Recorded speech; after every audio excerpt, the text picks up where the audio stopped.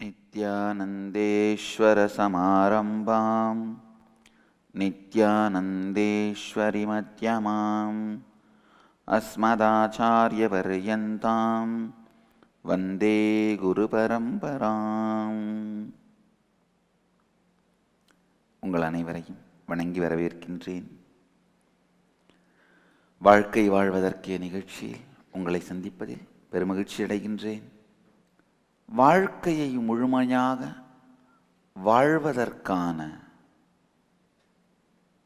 இந்த 4 சத்தியங்கள், integrity, authenticity, responsibility and enriching,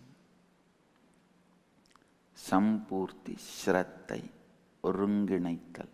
நல்லா ஆழமாக புரிஞ்சுங்க. சம்பூர்த்தி என்றால் இன்டெகிரிட்டி, ஒருங்குவித்தல்; ஸ்ரத்தை, அத்தென்டிசிட்டி, பொறுப்பெடுத்தல், ரெஸ்பான்சிபிலிட்டி; என்ரிச்சிங், வளப்படுத்துதல். இந்த வளப்படுத்துதல் அப்படின்னா என்ன? டெஃபினேஷன், அதனுடைய தெளிவான விளக்கத்தை பார்ப்போம். ஸ்ரத்தையோடு, பொறுப்போடு, நம்மையும் மற்றவர்களையும் கைவிடாமல் இந்த சத்தியங்களை நாமும் வாழ்ந்து மற்றவர்களையும் வாழ வைப்பது. பதஞ்சலி ரொம்ப அழகா சொல்றாரு, மனித உடலெடுத்த எல்லோருக்குமே ஏதாவது ஒரு நேரத்தில் ஆன்மீக தேடுதல் உருவாயே தீரும், வைராக்கியம் வந்தே தீரும், நம்மை தாண்டின ஒரு சக்தியை தேடுதல் வந்தே தீரும். ஆனா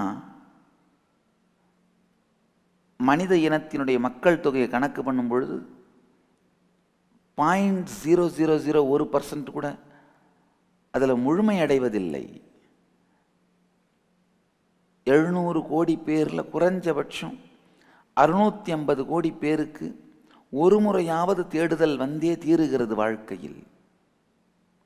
ஆனால் அதில் ஒரு சிலர் மட்டுமே முழுமையடைகின்றார்கள். பதஞ்சலி சொல்றார், மிகப்பெரிய தடை என்ன? ஒரு பாதையை கடப்பதற்கு 1 கோடி பேர் துவங்குகின்றார்கள், ஆனால் ஓரிருவர் மட்டுமே குறிக்கோளை அடைகின்றார்கள். அப்படின்னும் பொழுது ஒரு மிகப்பெரிய தடை இருக்குதுன்னு அர்த்தம். என்ன தடை? உண்மையான தடை என்னன்னா, நம்மை நாமே கைவிட்டு விடுதல். நம்ம எல்லாருடைய வாழ்க்கையிலும் இருக்கிற பெரிய பிரச்சனை பணம் சார்ந்த, தொழில் சார்ந்த, வேலை சார்ந்த முடிவுகளாக இருக்கட்டும், பிஸ்னஸ் டெசிஷன்ஸாக இருக்கட்டும், இல்லை உறவுகள் சார்ந்த முடிவுகளாக இருக்கட்டும், இல்லை உடல் நலம் சார்ந்த முடிவுகளாக இருக்கட்டும். ஒரு மனிதனுடைய பல்வேறு பரிமாணங்களில் உடல் நலம் ஒரு பரிமாணம், மனநலம் ஒரு பரிமாணம், இனிமையான உறவுகள் ஒரு பரிமாணம், பொருளாதார வளம் ஒரு பரிமாணம், ஆன்ம திருப்தி ஒரு பரிமாணம். இந்த எல்லா பரிமாணங்களிலும் பார்த்தீங்கன்னா எங்க நீங்க உங்களையே கைவிடுறீங்களோ அந்த பரிமாணத்தில் உங்களுக்கு அழிவு மாத்திரமே நடக்கும். அந்த பரிமாணத்தில் நீங்கள் மேம்படுவதில்லை. அந்த பரிமாணத்தில் நீங்கள் முழுமையடைவதில்லை. நம்மை கைவிடுதல், நம்மை சுற்றி இருப்பவர்களை கைவிடுதல், இதுதான் ஒரு மனிதனை அழிக்கின்ற மிகப்பெரிய குணம். ஆழ்ந்து கேட்கின்ற உணர்வோடு, உபனிஷத தன்மையோடு அமர்ந்து கேளுங்கள். என கேட்கும் பொழுது கேட்டல் என்கின்ற உணர்வோடு கேட்பீர்களானால் இந்த ஒவ்வொரு வார்த்தையையும் உங்கள் வாழ்க்கையோடு ஒப்பிட்டு பார்த்து பார்த்து எங்கெல்லாம் இதற்கு பிறகு கடைபிடிக்கலாம் என்கின்ற தெளிவோடு இந்த வார்த்தைகள் உங்களுடைய பிரெயினில் ஆர்கைவ் ஆகிடும். நல்ல ஆழமாக புரிஞ்சுக்குங்க. ஏதாவது ஒரு இன்கம்ப்ளீஷன், செல்ஃபோன் அடிக்குது, காலிங் பெல் அடிக்குது, இல்லை வீட்டில் மற்றவங்க வேறு ஏதோ மியூசிக் கேட்குறாங்க, ஏதாவது ஒரு இன்கம்ப்ளீஷன்ஸோடு உட்காந்து கேட்டுட்டு இருந்தீங்கன்னா இந்த தத்துவங்கள் உங்கள் வாழ்க்கையில் அனுபவ ரீதியான சத்தியமாக மாறாது. அப்படி இல்லாம ஆழமான அந்த லிசனிங் ஸ்பேஸுக்குள்ள வந்து ஆழ்ந்து கேளுங்கள். கேட்கும் பொழுதே எந்தெந்த இடத்திலெல்லாம் உங்கள் வாழ்க்கையில் இந்த சத்தியங்களை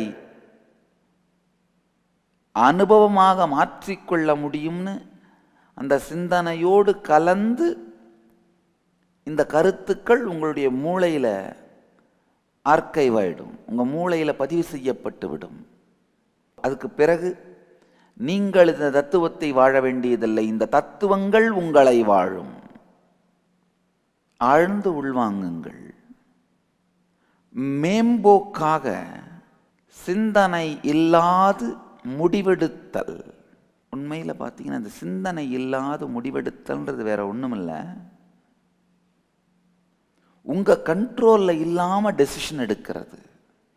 ஏதோ ஒரு பயம், ஏதோ ஒரு கவலை, ஏதோ ஒரு குழப்பம், இந்த 3 பேரும் உட்கார்ந்து போர்ட் மீட்டிங் நடத்தி எடுக்கிற டெசிஷனை நீங்கள் வாழ்ந்துட்டு போகிறீங்க. எப்பொழுது உங்களுக்கு என்று எந்த தெளிவும் இல்லாது உங்களுடைய ப்ரெஃபரன்சஸ் இல்லாமல் முடிவுகள் நடப்பதற்கு அனுமதிக்கின்றீர்களோ, ஆழமா புரிஞ்சுக்குங்க, உங்களுடைய ப்ரெஃபரன்சஸ் இல்லாமல் நீங்கள் முடிவுகளை எடுக்க அனுமதிக்கும் பொழுது யாரோ எடுக்கின்ற முடிவுகளை நீங்கள் வாழுகின்றீர்கள். இந்த 5 பரிணாமம் உங்கள் வாழ்க்கையினுடைய மிகப்பெரிய 5 பரிமாணங்கள்: உடல் நலம், மனநலம், பொருளாதார வளம், உறவுகள், ஆன்ம திருப்தி. இந்த எந்த துறையிலும் நீங்கள் உங்களுடைய உணர்வை செலவிட்டு முடிவெடுக்காமல் சூழல் முடிவெடுக்க அனுமதிக்கின்றீர்களோ, அங்கெல்லாம் நீங்கள் உங்களை கைவிட்டு விடுகின்றீர்கள். எங்கெல்லாம் நீங்கள் உங்களை கைவிடுகின்றீர்களோ, உங்களை சுற்றி இருப்பவர்களை கைவிடுகின்றீர்களோ, அங்கெல்லாம் வாழ்க்கை உங்களிடமிருந்து விடைபெற்று விடுகின்றது. பிறந்ததிலிருந்து இறப்பது வரை நீங்கள் வாழ்வதில்லை, சுவாசிக்கிறீர்கள். சுவாசிக்கும் நேரமெல்லாம் வாழ்க்கைக்காக செலவிடப்படுவதில்லை. சுவாசம் வேறு, வாழ்வது வேறு. உங்களுடைய வாழ்க்கை ஓட்டமும் உணர்வு ஓட்டமும் பொருந்தியிருக்கின்ற வினாடிகள், நேரங்களில் மட்டும்தான் நீங்கள் வாழுகிறீர்கள். வாழ்க்கை ஓட்டமும் உணர்வு ஓட்டமும் பொருந்தாத பொழுது வாழ்க்கையை நீங்கள் வாழ்வதில்லை. எப்பெல்லாம் பவர்லெஸ்ஸாக உங்களை ஃபீல் பண்ணுறீங்களோ அப்பெல்லாம் நீங்கள் வாழ்க்கையை வாழ்வதில்லை. வாழ்க்கையில் எந்த வினாடிகளெல்லாம் பவர்லெஸ்ஸாக ஃபீல் பண்ணுறீங்களோ அப்பெல்லாம் நீங்கள் வாழ்க்கையை வாழறதில்லை. பவர்லெஸ்ஸான மூமெண்ட்ஸை குறைக்கிறதும் பவர்ஃபுல்லான மூமெண்ட்ஸை அதிகமாக்குறது தான் வாழ்க்கை. இந்த பவர்லெஸ் மூமெண்ட்ஸ் பல நேரத்திலையும் வாழ்க்கையில் இந்த பவர்லெஸ்ஸான மூமெண்ட்ஸை எக்ஸ்பீரியன்ஸ் பண்ணுறது, அது என்ன நடக்கின்றது உங்களை சுற்றிலும், உங்களுக்கும் என்ன நடக்கின்றது என்பதை பற்றி தெரிந்து கொள்ளாமலே பவர்லெஸ்ஸான மூமெண்ட்ஸை சார்ந்து வாழறது. நல்லா ஆழமாக புரிஞ்சுக்கோங்க. வாழ்க்கையில் பவர்லெஸ் மூமெண்ட்ஸ் இல்லாமல் வாழறது தான் உங்களை கைவிடாமல் மற்றவர்களை கைவிடாமல் வாழ்வது. பவர்லெஸ் மூமெண்ட்ஸ்னால் என்னன்னு டிஃபைன் பண்ணுற ஆழமாக கேளுங்க. எப்போ உங்களுடைய வாழ்க்கையை நீங்கள் வாழ முடியும் என்கின்ற உணர்வு உங்களுக்குள் மறைந்து உங்கள் வாழ்க்கையை வலுவாக உணரத் துவங்குகிறீர்களோ அந்த மூமெண்ட்ஸ்ல தான் பவர்லெஸ் மூமெண்ட்ஸ். உங்கள் வாழ்க்கையில்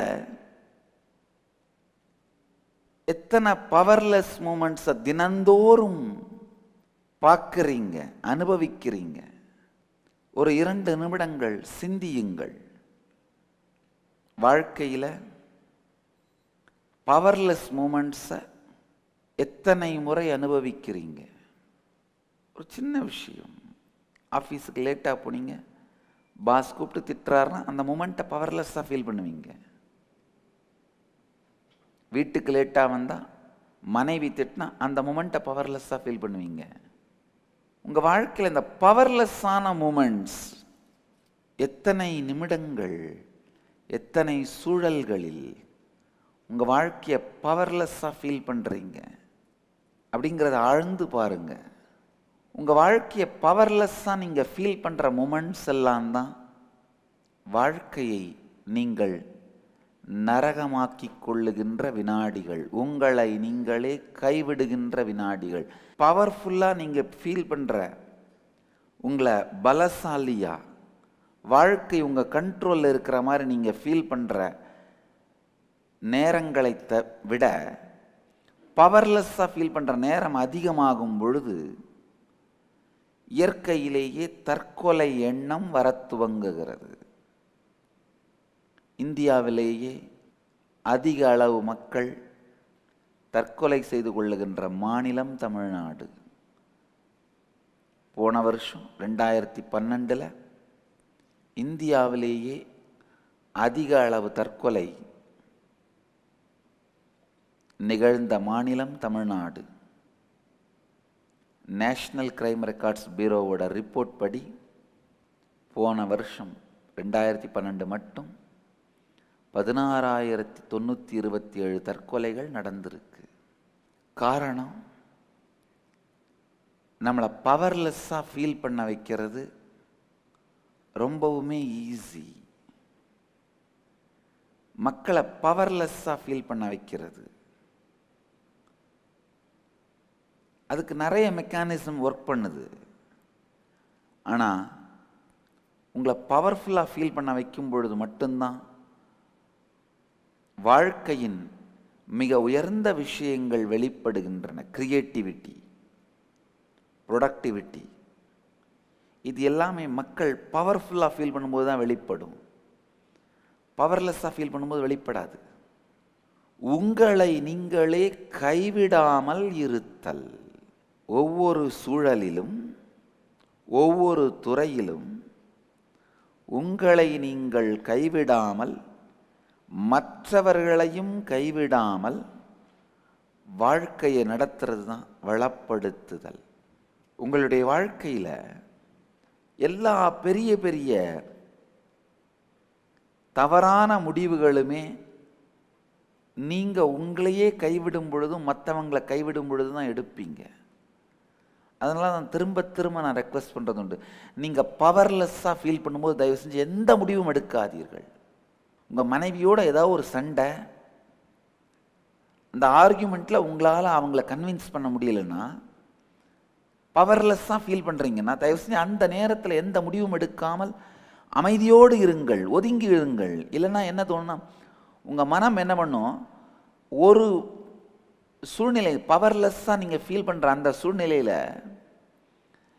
கல்யாணம் ஆனதுலேருந்து இப்போ வரைக்கும் 20 வருஷமாகவே நீங்கள் பவர்லெஸ்ஸாகவே வாழறதா உங்களை நம்ப வைக்கும். கல்யாணம் ஆனதுலேருந்து 20 வருஷமாக பவர்லெஸ்ஸாகவே இருக்கீங்க, பெரிய நரகம்னு நீங்கள் நம்பினீங்கன்னா உடனே என்ன பண்ணுவீங்க, இல்லைப்பா இது ஹை மெயின்டெனன்ஸ் வேண்டாம் அப்படின்னு தூக்கி போட்டுருவீங்க. அதே மாதிரி உங்கள் ஆஃபீஸில் ஏதோ ஒரு தப்பு நடந்து பாஸ் உங்களை ஃபயர் பண்ணுறாரு, அவரை உங்களால் லாஜிக்கலாக கன்வின்ஸ் பண்ண முடியலை, பவர்லெஸ்ஸாக ஃபீல் பண்ணுறீங்க. அப்படின்னும் பொழுது தயவு செஞ்சு அந்த சூழ்நிலையில் எந்த முடிவும் எடுக்காதீர்கள். அந்த சூழ்நிலையில் நீங்கள் எந்த முடிவு எடுத்தாலும் அது தவறாகத்தான் இருக்கும். நீங்கள் நினைக்கலாம், இல்லை இல்லை எனக்கு பெட்டர் சேலரி கொடுக்கறதுக்கு ஜாபுக்கு ஆள் இருக்காங்க, இல்லை நானே பிஸ்னஸ் ஆரம்பித்து நடத்துகிறேன். நல்லா புரிஞ்சுக்குங்க, நீங்களே பிஸ்னஸ் ஆரம்பிக்கிற முடிவாக இருந்தாலும், பெட்டர் சேலரி ஜாபுக்கு போகிற முடிவாக இருந்தாலும், நீங்கள் ஒரு பவர்ஃபுல்லாக ஃபீல் பண்ணுற ஒரு கம்ப்ளீஷன் ஸ்பேஸில் இருக்கும் பொழுது முடிவெடுத்தீங்கன்னா அந்த முடிவு உங்களை மேலும் மேலும் வளர்ச்சிக்கு கொண்டு செல்லும், வளர்வை தரும். ஆனால் இந்த பவர்லெஸ்ஸான மூமெண்ட்டில் ஒரு ஜாபை விட்டுட்டு, ஒரு கம்பெனியை தூக்கி போட்டுட்டு இன்னொரு வேலைக்கு போகிறது, இல்லை இன்னொரு வியாபாரத்துக்கு போகிறது அப்படின்னு ஆரம்பிச்சிங்கன்னா, உங்கள் வாழ்க்கையில் எப்பெல்லாம் பவர்லெஸ்ஸாக ஃபீல் பண்ணுறீங்களோ அப்போல்லாம் இந்த மாதிரி இருக்கிறத உதறித்தள்ளுற பேட்டர்ன் உருவாயிடும். நான் பார்த்துருக்கேன் சில பேர் 3 மாதத்துக்கு ஒரு தரம் ஜாபை மாற்றிக்கிட்டே இருப்பாங்க, 6 மாதத்துக்கு ஒரு தரம் வீட்டை மாற்றிக்கிட்டே இருப்பாங்க, 1 வருஷத்துக்கு ஒரு தரம் யூஸ் பண்ணுற வெஹிக்கிளை மாற்றிக்கிட்டே இருப்பாங்க, 3 வருஷத்துக்கு ஒரு தரம் வீட்டுக்காரியை மாற்றிக்கிட்டே இருப்பாங்க. இந்த மாற்றிக்கொண்டே செல்லுதல், அது பார்த்தீங்கன்னா இந்த உங்களை நீங்களே கைவிடுதல், மற்றவர்களையும் கைவிடுதல்ன்ற அந்த பேட்டர்ன் டெவலப் ஆகும்போது தான் மாற்றிக்கிட்டே போவீங்க. இன்னொரு முக்கியமான விஷயம், இந்த உங்களை நீங்களே கைவிடுற பேட்டர்ன் உருவாயிடுச்சுன்னா அது ஒரு மேக்னட்டிக் ஃபீல்டு மாதிரி. இந்த இன்கம்ப்ளீஷன் மேக்னட்டிக் ஃபீல்டை கேரி பண்ணிட்டு போனீங்கன்னா எங்கே போனாலும் உங்களை தாக்குற நபர்களே உங்களை வாழ்க்கையில் சுற்றி வருவாங்க. உங்களை அப்யூஸ் பண்ணுறவங்களே உங்கள் வாழ்க்கையில் அட்ராக்ட் பண்ணுவீங்க. நீங்கள் என்ன ஸ்பேஸை கேரி பண்ணுறீங்களோ, இன்கம்ப்ளீஷன் மேக்னட்டிக் ஃபீல்டை கேரி பண்ணிங்கன்னா அந்த இன்கம்ப்ளீஷனையே தான் அட்ராக்ட் பண்ணுவீங்க. கம்ப்ளீஷன் மேக்னட்டிக் ஃபீல்டை கேரி பண்ணிங்கன்னா அதே மாதிரி அந்த கம்ப்ளீட் பீயிங்ஸை அட்ராக்ட் பண்ணுவீங்க. உங்கள் வாழ்க்கையை ஆனந்தமாக்குகின்ற, வளமாக்குகின்ற, உங்களுக்கு பலமாக நிற்கிற மனிதர்களையும் சூழல்களையுமே உங்கள் வாழ்க்கையில் அட்ராக்ட் பண்ணுவீங்க. நீங்கள் கம்ப்ளீட்டாக இருந்தீங்கன்னா உங்களை சுற்றி சூழ்நிலை, நபர்கள், மக்கள் எல்லாமே அந்த கம்ப்ளீட் ஸ்பேஸில் இருக்கவங்கள தான் அட்ராக்ட் பண்ணுவீங்க. நாம் இன்கம்ப்ளீஷனில் இருந்தோம்னா யாரை பார்த்தாலுமே நாமளும் அப்யூஸ் பண்ணுவோம், நம்மளையும் அப்யூஸ் பண்ணுறவங்களாவே அட்ராக்ட் பண்ணுவோம். என்னுடைய வாழ்க்கையில் நான் பலதரம் பார்த்துருக்கேன். காரணமே இல்லாமல் என்னை அப்யூஸ் பண்ண முயற்சி பண்ணுறவங்க, அவங்களுடைய சைக்காலஜிலாம் ஸ்டடி பண்ணி பார்ப்பேன். தெளிவாக எனக்கு தெரியும், அவங்களுக்குள்ள ஒரு ஆழமான இன்கம்ப்ளீஷனை கேரி பண்ணுறதுனால மற்றவங்க எல்லாரையும் அப்யூஸ் பண்ணி அவங்கள அப்யூஸ் பண்ணுற நபர்களாகவே அவங்க வாழ்க்கையில் அட்ராக்ட் பண்ணி இதே வாழ்க்கையை வாழ்ந்து வாழ்ந்து பழகினதுனால யார் கண்ணில் பட்டாலும் அவங்கள அப்யூஸ் பண்ண ஆரம்பிச்சிடுறாங்க. நல்லா ஆழமாக புரிஞ்சுக்கோங்க, நம்ம என்ன மேக்னட்டிக் ஃபீல்டை கேரி பண்ணுறோமோ அதையே தான் அட்ராக்ட் பண்ணுறோம், அதையே தான் மற்றவங்களுக்கும் கொடுக்குறோம். இந்த வளப்படுத்துதல் உண்மையில் பார்த்தீங்கன்னா நம்ம வாழ்க்கையில் எல்லாருமே வளப்படுத்திட்டு தான் இருக்கிறோம் மற்றவங்களை. ஆனால் என்ன, நம்மகிட்ட என்ன இருக்கோ அதை வச்சு வளப்படுத்திட்டு இருக்கோம். நம்மகிட்ட டிப்ரெஷன் இருந்தால் டிப்ரெஷனை கொடுக்கறது, தலைவலி இருந்தால் தலைவலியை கொடுக்கறது, துக்கம் இருந்தால் துக்கத்தை கொடுக்கறது, கன்ஃபியூஷன் இருந்தால் கன்ஃபியூஷனை கொடுக்கறது, ஈகோ இருந்தால் ஈகோவை கொடுக்கறது. நம்மகிட்ட என்ன இருக்கோ அதை மற்றவங்களுக்கு கொடுத்து வளப்படுத்துகிறோம். அது பல நேரத்தில் வளப்படுத்தலாம் மாறதில்லை, பயப்படுத்தலாம் மாறிடுது. வளப்படுத்தல் நல்லா ஆழமாக புரிஞ்சுக்குங்க. அன்கான்ஷியஸாக உங்களுடைய அன்கான்ஷியஸ் மேக்னட்டிக் ஃபீல்டை மற்றவங்களுக்கு கொடுக்கறத விட கான்ஷியஸாக உங்களை பில்டு பண்ணி உங்கள் கான்ஷியஸான மேக்னட்டிக் ஃபீல்டை மற்றவங்களுக்கு கொடுக்கறது தான் வாழ்க்கை. அதுதான் வளப்படுத்துதல். எப்படியா இருந்தாலும் மற்றவங்களோட உங்களுடைய மேக்னட்டிக் ஃபீல்டை பகிர்ந்துக்கிட்டே தான் போவீங்க. அன்கான்ஷியஸாக இருந்தீங்கன்னா துக்கத்தையும் துயரத்தையும் டிப்ரெஷனையும் பகிர்ந்துக்கிட்டே போவீங்க. கான்ஷியஸாக இருந்தீங்கன்னா ஆனந்தத்தையும் இனிமையையும் முழுமைத்தன்மையையும் பகிர்ந்துக்கிட்டே போவீங்க. நல்லா புரிஞ்சுக்குங்க. நீங்கள் எந்த உணர்வில் இருக்கீங்களோ அதே சார்ந்த விஷயங்களை தான் நீங்கள் அட்ராக்ட் பண்ணுவீங்க. நீங்கள் எந்த உணர்வை மற்றவங்களுக்கு கொடுக்குறீங்களோ அந்த உணர்வு தான் உங்களுக்குள்ளே இருக்கும். உங்களுக்குள்ளே இருக்கிற மேக்னெட்டிக் ஃபீல்டு தான் மற்றவங்களுக்கும் கொடுப்பீங்க. நீங்கள் எந்த மேக்னெட்டிக் ஃபீல்டில் இருக்கீங்களோ அதுதான் மற்றவங்ககிட்ட இருந்தும் உள்வாங்குவீங்க. தொடர்ந்து இந்த கொலை, கொள்ளை, கிரைம் இதையே இது சார்ந்த விஷயங்களையே படிச்சுட்டே இருக்கிற நபர்கள் பார்த்தீங்கன்னா வாழ்க்கையில் அதீதமான பயத்தோடையே வாழ்ந்து அந்த மாதிரி சூழ்நிலைகளையே வாழ்க்கையில் அட்ராக்ட் பண்ணுவாங்க. அதனால தான் சொல்கிறேன், தயவு செய்து தொடர்ந்து இந்த மஞ்சள் பத்திரிகைகளையே படிப்பதை நிறுத்தி விடுங்கள். பொழுதுபோக்குன்ற பெயரால் இந்த மஞ்சள் பத்திரிகைகளில் டேஸ்ட் பார்க்க ஆரம்பிச்சிட்டிங்கன்னா உங்களை அறியாமலேயே உங்கள் கான்ஷியஸ்னஸை ரொம்ப டேமேஜ் பண்ணிடுவீங்க. அதாவது ஒவ்வொரு மனிதனுக்குமே இந்த அடிப்படை உணர்ச்சிகள் மேலே ஒரு ஸ்பைசியான இன்ட்ரெஸ்ட் இருக்கும். காமம், வன்முறை, அந்த உணர்ச்சிகளை பூர்த்தி பண்ணுற மாதிரி எழுத்துக்களை எழுதுறது பேனா விபச்சாரம்னு சொல்வோம். இந்த மாதிரியான செய்திகளை உள்வாங்கி அதை அசைவோட்டு கொண்டிருந்தீர்களானால் உங்கள் கனவும் நனவும் அந்த மேக்னெட்டிக் ஃபீல்டை சார்ந்து இயங்க துவங்கும். அந்த மேக்னெட்டிக் ஃபீல்டை சார்ந்து உங்கள் கனவும் நனவும் இயங்க துவங்குமேயானால் உங்கள் வாழ்க்கையை நீங்களே நரகமாக்கிக் கொள்கிறீர்கள். ஒரு நியூஸை தெரிஞ்சுக்கிறது தப்பில்லை. ஆனால் இந்த பேனா விபச்சாரம் செய்பவர்களுடைய எழுத்துக்களை படிப்பது விஷங்குடிப்பதை விட மோசமானது. எந்த வார்த்தைகளும் எந்த மேக்னெட்டிக் ஃபீல்டை நாம் கேரி பண்ணிட்டு போகிறோமோ அதை தான் மற்றவர்களோடும் பகிர்ந்து கொள்வோம். எதை நீங்கள் கேரி பண்ணிட்டு போகிறீங்களோ அது சார்ந்து தான் இன்ஃபர்மேஷன்ஸ் உங்கள் லைஃப்பில் அட்ராக்ட் பண்ணுவீங்க. சில பேர் என்கிட்ட வந்து சொல்கிறது உண்டு, சாமி நான் 6 மாதமாக உங்களுடைய சத்சங்கெல்லாம் கேட்குறேன், 1 வருஷமாக உங்கள் புத்தகங்கள்லாம் படிக்கிறேன், ஆனால் எனக்கு என்ன தோணுது மொத்த உலகமே ஆன்மீகமயமாக மாறுதுன்னு. ஏன்னா உங்கள் புத்தகம் படிக்க ஆரம்பித்த பிறகு நிறைய ஆன்மீக புத்தகங்கள், ஆன்மீக வெப்சைட்ஸு, ஆன்மீக பத்திரிகை இதெல்லாம் நிறைய என் கைக்கு வருது. நிறைய அந்த ஆன்மீக சத்சங்கங்கள் கேட்குறேன், உலகமே ஆன்மீகமயமாயிட்டு இருக்கு அப்படின்வாங்க. நான் சொல்ல இல்லைங்கய்யா, நீங்கள் ஆன்மீகமயமாக மாறுறதுனால உலகமே ஆன்மீகமயமாக இருக்க மாதிரி தெரியும். அது சார்ந்த தொடர்புடைய விஷயங்களே உங்கள் வாழ்க்கையில் திரும்ப திரும்ப அட்ராக்ட் ஆகும்.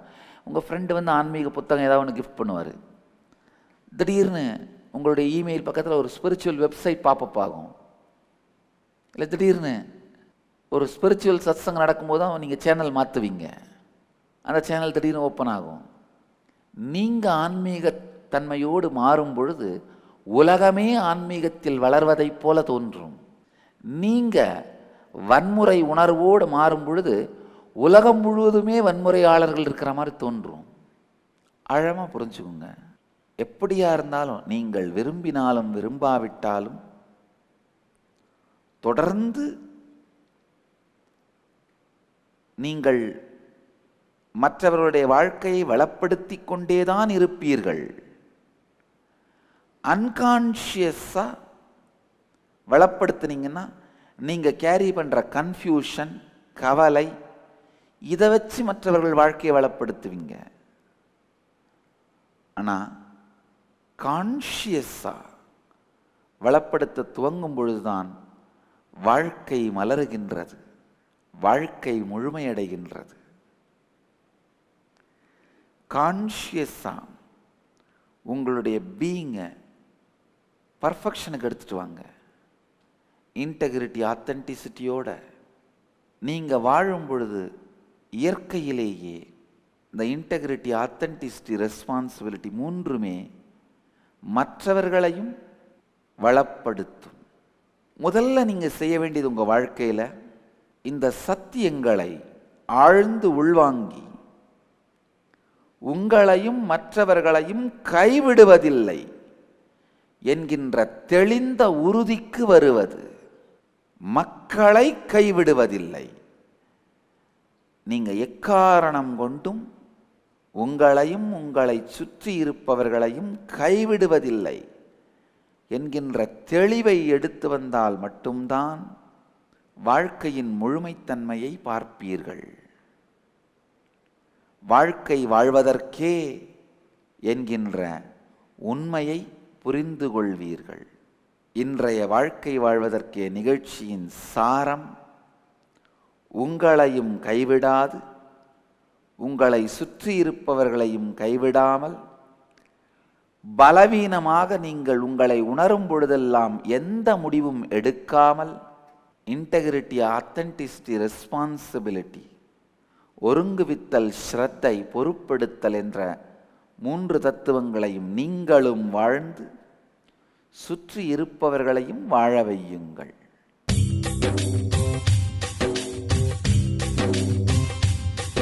ஜீவன் முக்தி பிரதம் தேவம். பரமஹம்ச நித்யானந்தர் ஓர் வாழும் அவதார புருஷர். பிறப்பிலிருந்தே ஞான சக்தியை வெளிப்படுத்திய பிறவி யோகி. தமிழ், ஆங்கிலம், தெலுங்கு, கன்னடம், மலையாளம், ஹிந்தி, சமஸ்கிருதம், Gujarati, Oriya, Bengali, Marathi, French, Malay, Braille, Hebrew, Slovak, Croatian, Polish, Portuguese, Italy, German, Danish, Spanish, ரஷ்ய மொழி, சீன மொழி போன்ற 26 சர்வதேச மொழிகளில் 500க்கும் மேற்பட்ட புத்தகங்களை அருளியிருக்கும் அரிய எழுத்தாளர். 10,000 மணி நேரத்திற்கும் மேல் ஞான கருத்துக்களை மொழிந்துள்ள அரிய பேச்சாளர். லட்சக்கணக்கானவர்களுக்கு அன்னதானம், இலவச மருத்துவ வசதி, கல்வி உதவி, மேலும் உலகம் முழுவதிலும் 140க்கும் மேற்பட்ட இடங்களில் பள்ளிகள், ஆசிரமங்கள், ஆலயங்கள் மற்றும் மருத்துவமனைகள் அமைத்து ஒப்பற்ற சேவை செய்து வரும் சமூக சேவகர். லட்சக்கணக்கானவர்களுக்கு தலைவலி முதல் கேன்சர் வரை தனது தியான சக்தியால் தீர்த்து வைத்த தியான சிகிச்சையாளர். கோடிக்கணக்கான மக்களுக்கு உடல் நலம், மனவளம் ஆகியவற்றிற்கான கிரியைகளை வகுத்து தரும் கிரியா யோகி. கோடிக்கணக்கான மக்களுக்கு வாழ்வியல் பிரச்சனைகளுக்கான தீர்வுகளை தந்த வாழும் ஞானி. இந்தியாவில் பெங்களூரு, ஹைதராபாத், திருவண்ணாமலை, சேலம் மற்றும் அமெரிக்காவில் Los Angeles, San Jose, Seattle, Toronto, Ohio, Oklahoma, Phoenix, Saint Louis, Brazil, Paris, Guadeloupe, Dallas, New York, New Jersey, Atlanta, Calgary, Vancouver போன்ற நகரங்களில் வைதீக ஆலயங்களையும், மலேசியா, சிங்கப்பூர் போன்ற 154க்கும் மேற்பட்ட நாடுகளில் தியான மையங்களையும் ஆசிரம கிளைகளையும் இயக்கி நடத்தி வரும் உலகளாவிய நித்யானந்த தியானபீட ஆன்மீக இயக்கத்தின் நிறுவனர். 1 கோடிக்கும் மேற்பட்ட சீடர்களால் ஆத்மார்த்தமாக பின்பற்றப்படும் ஞான குரு. தீட்சையின் மூலம் சக்தி பரிமாற்றத்தை நிகழ்த்தும் அவதார சக்தி. பாரம்பரிய யோகக்கலையை ஆயிரக்கணக்கான யோக மையங்கள் மூலம் உலகமெங்கும் எடுத்துச் சென்ற நவீன கால யோகி. லட்சக்கணக்கான மக்களுக்கு குண்டலினி சக்தியை உயிர்ப்பித்து அஷ்ட சித்திகளை அருளும் அஷ்டமா சித்திதாயகன். லட்சக்கணக்கான இளைஞர்களின் எதிர்காலத்திற்கு வழிகாட்டியாய் திகழும் ஒரே இளம் குரு. உலகிலேயே இணையதளத்தின் மூலம் அதிகமாக பார்க்கப்படும் ஆன்மீக குரு. அரசியல் துறையிலும் ஊடகத்துறையிலும் ஊடுருவியிருக்கும் நாத்திக ரவுடி கும்பல்களால் தொடுக்கப்பட்ட மத தாக்குதலையும் தாண்டி ஒப்பற்று ஒளிரும் ஆன்மீக ஒளி. பரமஹம்ச நித்யானந்தர் அவர்கள் உலகின் மிக பழமையான இந்து மதத்தின் முதுகெலும்பாக விளங்கும் மகா நிர்வாணி பீடத்தின் 1008 ஸ்ரீ மகாமண்டலேஸ்வரராக முடிசூட்டப்பட்டுள்ளார். அசைக்க இயலாத என்றென்றும் நிலைத்திருக்கும் ஞான கல்ப விருட்சம். நித்யானந்தாய ஸ்வாகதம். ஜீவன் முக்தி பிரதம் தேவம் क्षमापूर्णं जगद्गुरुं वन्दे परमहंसाख्यं नित्यानन्दाय स्वागतं. जीवन्मुक्तिप्रदं देवं क्षमापूर्णं जगद्गुरुं वन्दे परमहंसाख्यं नित्यानन्दाय स्वागतं. உங்கள் எல்லோரையும் நித்யானந்தத்தில் நிறைந்து, நித்யானந்தத்தில் மலர்ந்து, நித்யானந்தத்தில் கரைந்து, நித்யானந்தமாகிட ஆசீர்வதிக்கின்றேன். நன்றி. ஆனந்தமாக இருங்கள். நித்யானந்த தியான பீட்டம், நித்யானந்த நகர், பிடதி, பெங்களூரு. Phone 08027279999 www.nityananda.org.